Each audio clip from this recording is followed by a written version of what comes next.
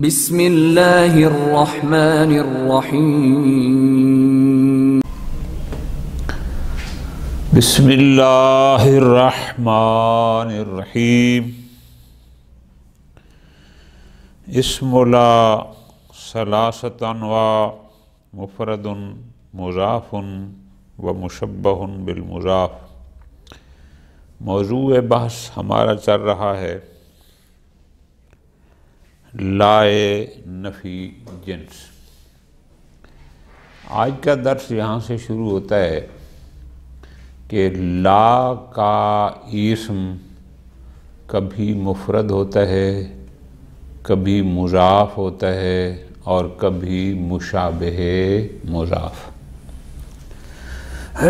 مفرد یعنی کسی اور اسم کی طرف مضاف نہ ہو، لا رجلا فی الدار والسلام۔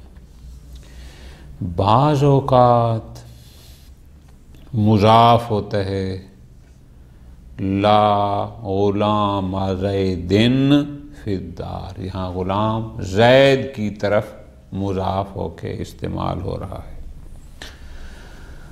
اور کبھی مشابہ مضاف ہوتا ہے۔ ایک بات لکھ لیں، شاید پہلے ہم نے بیان نہیں کی، مضاف کی سمجھ تو آ گئی کہ ایک اسم دوسرے اسم کی طرف مضاف ہوتا ہے۔ غلام و زیدن، غلام و امیرن، کتاب و علی، یہ تو ہو گئی اضافت کہ ایک اسم دوسرے اسم کی طرف مضاف ہوا۔ سمجھ آ گئی؟ انشاءاللہ مجرورات میں اضافت کی بات آئے گی۔ یہ جو شبہ مضاف ہے یہ کیا ہوتا ہے؟ شباہت کس لحاظ سے ہوتی ہے؟ پوری توجہ، اس کو آپ نے یوں لکھنا ہے کہ جیسے مضاف کا معنی بغیر مضاف الیہ کے مکمل نہیں ہوتا، ہمیں وہاں بتانا ہو تو اس کو ذکر کرنا ضروری ہوتا ہے، اسی طرح بعض کلمات ایسے ہوتے ہیں کہ ان کے ساتھ بھی اگر دوسرا نہ ہو تو کلام مکمل نہیں ہوتی، معنی پورا نہیں ہوتا۔ میں نے بتانا ہے کہ میرے پاس زید کا غلام آیا، اب جب تک غلام کے ساتھ زید کو مضاف الیہ کو ذکر نہ کروں، جب تک یوں نہ کہوں جاءنی غلام و زیدن، تب تک معنی تام نہیں ہوگا، پتہ نہیں ہوگا کہ کس کا غلام آیا۔ تو وہاں مضاف الیہ کو جب تک ذکر نہ کیا جائے تب تک کلام تام نہیں ہوتی، جو معنی مقصود ہوتا ہے وہ سمجھا نہیں سکتے، تام مکمل نہیں ہوتا۔ ٹھیک، شبہ مضاف میں بھی اسی طرح ہوتا ہے کہ ایک دوسرا کلمہ ہوتا ہے، جب تک اس کو ساتھ ذکر نہ کرو تب تک معنی کلام تام نہیں ہوتا۔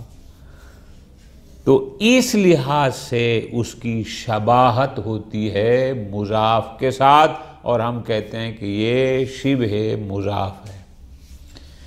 خوب، ٹھیک ہو گیا جی۔ اب یہ شبہ مضاف میں جو ایک کلمہ ہوگا وہ اپنے مابعد کے ساتھ مربوط ہے، اور اس کا ربط بئی معنی ہوتا ہے کہ یہ باقاعدہ اس بعد والے اسم میں عمل کرتا ہے، یا اس کو رفع دیتا ہے یا اس کو نصب دیتا ہے، باقاعدہ اس کا عمل ہوتا ہے، یا وہ اس سے متعلق ہوتا ہے۔ انشاءاللہ مثالوں میں اس کو کلیئر کروں گا۔ تو اس لحاظ سے اس کو شبہ مضاف کہتے ہیں۔ ٹھیک ہو گیا؟ خوب، واپس اپنے موضوع پہ آتے ہیں کہ لا کا اسم، اس کی تین قسمیں ہیں۔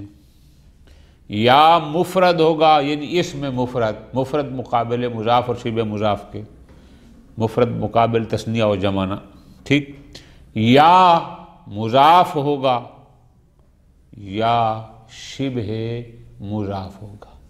ٹھیک ہو گیا؟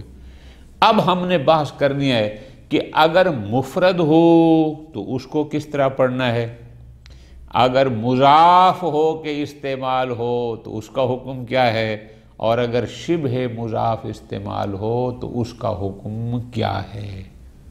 نقطہ سمجھ آ گیا؟ خوب فرماتے ہیں اسم لا ثلاثۃ انواع، لا کے اسم کی 3 قسمیں ہیں، مفرد، مضاف و مشبہ بالمضاف۔ لا کا اسم یا مفرد ہوگا یا مضاف ہوگا یا شبہ مضاف۔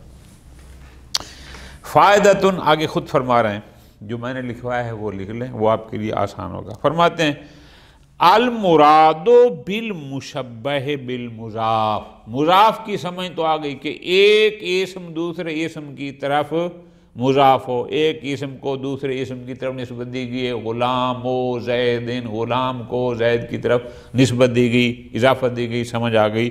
مشبہ بالمضاف سے کیا مراد ہے؟ فرماتے ہیں کل ما تعلق بما بعدہ، ہر وہ اسم جس کا اپنے مابعد سے تعلق ہو۔ کیسا تعلق ہو؟ بے عمل، یا یہ اپنے مابعد میں عمل کر رہا ہو، یہ تعلق ہو گیا۔ او عطف، یا وہ ہو اس کا معطوف واقع ہو رہا ہو، اور یہ ہے چونکہ آپ کو پتہ ہے معطوف علیہ کا حکم ایک ہوتا ہے، تو بس اس کا تعلق ہے کہ اس کو بھی اسی پر عطف کیا گیا ہے، جو حکم اس کا ہے وہ اسی کا ہے۔ ٹھیک ہو گیا؟ اب مثالیں دے رہے ہیں، ذرا غور فرمانا۔ لا راکبن فرسن فی الطریق، یہ مشابہ مضاف کی مثال دے رہے ہیں۔ راکبن اس میں فاعل ہے، فرسن یہ اس راکبن کا معمول ہے، بئی معنی کہ راکب اس میں فاعل فرس کو اپنا مفعول بہی بنا رہا ہے۔ جب بہی بنا رہا ہے تو ظاہر ہے اس میں فاعل اس میں عمل کر رہا ہے، اس کو نصب دے رہا ہے۔ لا راکبن فرسن فی الطریق۔ اچھا، اب یہاں اگر فرسن نہ ہوتا تو معنی کلام تام نہیں ہوتا، چونکہ بتانے والا بتانا چاہتا تھا کہ راستے میں کوئی گھوڑے سوار نہیں تھا۔ اب اگر فرسن نہ ہوتا اور لا راکب ہوتا، خالی لا راکب فی الطریق، کوئی سوار نہیں تھا، تو معنی سمجھ نہیں آتا۔ اس کا مطلب تو اصلاً کوئی سوار کسی چیز پر سوار نہیں تھا، جبکہ مقصود یہ تھا، بتانا یہ تھا کہ گھوڑے پر سوار نہیں تھا۔ تو جب تک فرسن نہ آتا معنی تام نہیں ہوتا، یہ مشابہ مضاف ہو گیا۔ تو پس یہ فرسن مفعول بہی ہو گیا راکبن کا، اس راکبن نے فرسن میں عمل کیا، لہذا یہ راکبن اسم ہے لیکن مشابہ مضاف۔ ٹھیک ہو گیا جی؟ خوب،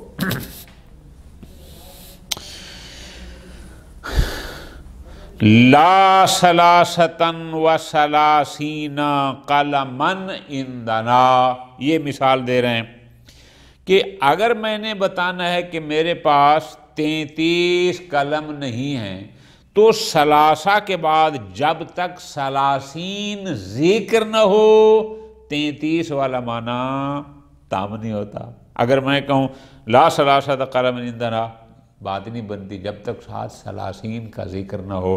اب اس ثلاثین کا اس ثلاثہ پر عطف ہے، لا ثلاثتن و ثلاثین قلمن عندنا، ہمارے پاس 33 قلم نہیں ہیں، یہاں ثلاثین کا ذکر کرنا اس لیے ضروری ہے۔ ٹھیک ہوگا؟ ایک اور مثال، لا حسنن وجہہ فی الدار، اب حسنن وجہہ فی الدار، اب یہ وجہہ اس حسنن کا مفعول ہے، یہ بمعنی اس کے فاعل کے ہے اور یہ مرفوع ہے۔ ٹھیک ہے جی؟ خوب، اس طرح اور مثالیں بھی ہیں، لا افضل منی مثلا فی الدار، اب یہاں لا افضل منی فی الدار، اب منی یہ جو جار مجرور ہے اس کا تعلق اسی افضل کے ساتھ ہے، تو بس افضل متعلق ہے اور منی اس کا متعلق ہے، ان کا آپس میں ربط ہے۔ خوب، یہ مثالیں ہو گئی ختم۔ اب ہم آتے ہیں پھر اپنی بحث میں کہ جب طے ہو گیا کہ لا کے اسم کی 3 قسمیں ہیں، کبھی یہ مفرد ہوتا ہے، کبھی مضاف ہوتا ہے، کبھی مشابہ مضاف، ہر ایک کا اعراب کیسے ہوگا، پڑھیں گے کیسے؟ فرماتے ہیں غور، اذا کان اسم لا مفردن، اگر لا کا اسم مفرد ہو، ٹھیک ہے جی، مفرد، یبنا علی ما کان ینصب، مفرد مقابلے مضاف اور شبہ مضاف کے ہے، تو جب مفرد ہوگا تو ہم دیکھیں کہ یہ منصوب نصب کی حالت میں اس کو کیسے پڑھا جاتا ہے۔ جب یہ مضاف اور شبہ مضاف نہ ہو تو پس یہاں پر بھی اسی حرکت پر یہ پڑھا جائے گا، مبنی ہوگا۔ مثال، رأیت رجلاً، اب رجلاً اگر مفرد ہو تو نسبی حالت میں چونکہ رأیتوں کا یہ مفعول ہے تو ہم نے اس کو منصوب پڑھنا ہے، تو یہاں پر بھی اسی نسبی حالت اس کی اسی پر مبنی ہوگا۔ یہاں پڑھیں گے لا رجلا فی الدار، کل ہم نے پڑھا تھا کہ لا اور اس کا اسم مبنی علی الفتح ہوتے ہیں۔ ممکن ہے کوئی کہ یہ مبنی الفتح کیوں ہوتے ہیں، تو اس کی ایک وجہ بعض نحات نے یہ بھی لکھی ہے، یہاں کتاب میں تو نہیں ہے لیکن بعض نے یہ لکھی ہے کہ لا رجل اصل میں لا من رجلن تھا، من بیانیہ تھی جنس کی، تو یہاں من جار کو حذف کیا گیا اور اس والا معنی اس اسم میں آ گیا، تو لہذا یہ اسم مشابہ حرف ہو گیا اور حروف مبنی ہوتے ہیں۔ خوب، ایک بات ہے لا رجلا فی الدار، اسی طرح لا رجلین عندنا، اب رجلین اگر مفرد ہو تو ہم اس کو رجلان پڑھتے ہیں، اب رفع کی حالت میں اس کو رجلان پڑھا جاتا ہے اور نصب کی حالت میں یا اور نون کے ساتھ رجلین۔ اب یہاں پر بھی لا رجلین عندنا اعراب بالحرف ہوتا ہے، یہاں بھی وہی ہے۔ لا رجال عندکم، رأیت رجالن، جہاں بھی لا رجال عندکم پڑھیں گے۔ لا مسلمین فی الجاہلیہ، اب چونکہ رفعی حالت میں مسلمون ہوتا ہے جمع مذکر سالم اور نسبی اور جری حالت میں یا اور نون کے ساتھ ہوتا ہے، تو لہذا لا مسلمین پڑھیں گے، اس لیے کہ نسبی حالت میں ہوتا ہے، لہذا یہاں پر بھی لا رجلا فی الدار، لا رجلین فی الدار، لا رجالا فی الدار، لا مسلمین فی الجاہلیہ، لا رجال عندکم، لا مسلمین فی الجاہلیہ، یہ سارے اعراب ہم نے وہی پڑھے ہیں کہ نسبی حالت میں رجلون پر، رجلان پر، رجال پر یا مسلمون جب جمع مذکر سالم پر، جو ان کا نسبی حالت میں اعراب آتا تھا، مفرد اگر ہوں گے، یہ مضاف ہو کے استعمالی ہوں گے، تو یہاں پر بھی اسی اعراب پر مبنی ہوں گے جیسا کہ ہم نے یہاں پڑھا۔ ٹھیک ہے، یہ تو ہو گیا کہ اگر ان کا اسم مفرد ہو یعنی مضاف اور شبہ مضاف نہ ہو تو یہ وہی اعراب اس پر پڑھیں گے جو نسبی حالت میں ہوتا ہے، چاہے وہ اعراب بالحرکت ہوتا ہے چاہے اعراب بالحرف ہوتا ہے۔ ٹھیک، اذا کان مضافا او مشبہا بہ، اگر لا کا اسم مضاف ہو یا شبہ مضاف ہو، پوری توجہ، وجب نصبہ لفظاً، لفظاً اس پر نصب پڑھنا واجب ہے۔ ٹھیک ہو گیا جی، لا خادم مائدۃ حاضر، خادمان کیوں نہیں پڑھا؟ اس لیے کہ خادم مائدہ کی طرف مضاف ہو رہا ہے اور جب اسم مضاف ہوتا ہے تو پھر اس پر تنوین داخل نہیں ہوتی، تو اس لیے پڑھا ہے لا خادم مائدۃ حاضر، دسترخوان کا خادم حاضر نہیں ہے۔ لا منصبا علی العلم فی المکتب، منصباً اسم فاعل ہے انصبا ینصبو کا، یعنی محنت کرنے والا، کوشش کرنے والا، عاشق، علل علم، یہ جار مجرور متعلق ہے منصبن کے، تو یہ ہو گیا شبہ مضاف۔ خادم مائدۃ مضاف کی مثال ہو گئی منصبن علل علم، کیونکہ یہ جار و مجرور متعلق ہے منصبن کے، تو یہ ہے شبہ مضاف کی مثال۔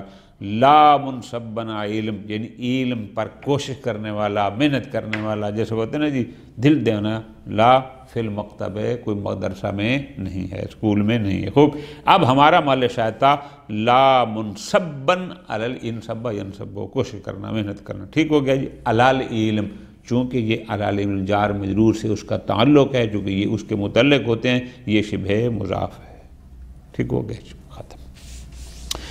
فائدۃ، ہم نے کہا کہ جب اسم لا مفرد ہو تو جو نسبی حالت میں اس کا اعراب ہوتا ہے یہاں پر بھی وہی اعراب پڑھیں گے، ٹھیک، لیکن مضاف اور شبہ مضاف ہوں گے تو اس پر نسباً لفظاً نصب پڑھنا واجب ہے۔ اچھا، یہ ختم۔ اگلا فائدہ، اس میں ایک نقطہ بیان کر رہے ہیں، توجہ میری جان، کہ بسا اوقات لا کا اسم ہوتا مفرد ہے، لا کا اسم مفرد ہوتا ہے، لیکن اس کے ساتھ برتاؤ، مثلا میں کہہ رہا ہوں برتاؤ، وہ مضاف والا کیا جاتا ہے، اعراب اس پر مضاف والا پڑھا جاتا ہے، حکم مضاف میں ہوتا ہے حالانکہ مفرد ہے، مفرد لیکن حکم مضاف میں۔ اچھا جی، یہ کب ہوتا ہے؟ اگر اس اسم کے بعد لام جارہ موجود ہو، یعنی جار مجرور ہو اور حرف جار لام ہو۔ ایک ایسا اسم جو ہے تو مفرد لیکن اس کے بعد لام جارہ موجود ہے، جار مجرور موجود ہے، تو اس مفرد پر بھی مضاف والا حکم ہوگا، لیکن تمام اسماء مفردہ میں ایسا نہیں ہے، یہ فقط اب اور وہ جو اسماء ستہ مکبرہ ہیں یہ ان میں ہے کہ جب وہ مفرد ہوں تو ان کا حکم ایسا ہوتا ہے۔ آگے مثال دے رہے ہیں، توجہ آگا دیں۔ قد یعطا اسم للمفرد، یعنی لا کا اسم جو کہ مفرد ہے، بسا اوقات اس کو عطا کیا جاتا ہے حکم المضاف فی الاعراب، اعراب میں مضاف کا حکم ہے، مفرد لیکن اعراب دے رہے ہیں جیسا کہ ہم مضاف کو اعراب دیتے ہیں۔ وَنَزْعِ التَّنْوِین، جیسے مضاف پر تنوین نہیں ہوتی اس سے بھی تنوین کو سلب کر لیا جاتا ہے، وَنَحْوِهِ، لیکن مُصَرَّحًا مَعَهُ بِاللَّامِ، لیکن اس اسم کے ساتھ لام موجود ہو، یعنی اس کی تصریح ہو، اس کے بعد لام جارہ موجود ہو۔ ظاہر ہے جب جار ہوگا تو کوئی نہ کوئی اس کا مجرور بھی ساتھ ہوگا۔ مثال دے رہے ہیں کقولہم لا ابا لہ، پوری توجہ،